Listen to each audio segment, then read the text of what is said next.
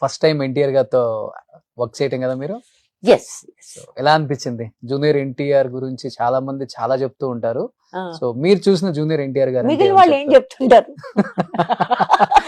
నేను జరీనా గారు ఏదో దేని మీద చేస్తే సీనియర్స్ అంతా నన్ను ర్యాక్ చేస్తారా అని ఏదో అన్నాడు సరదాగా. Okay. So he was pleasant, he was sweet. వాళ్ళ తాతగారు కనిపించారా యాక్టింగ్ లో మీకు?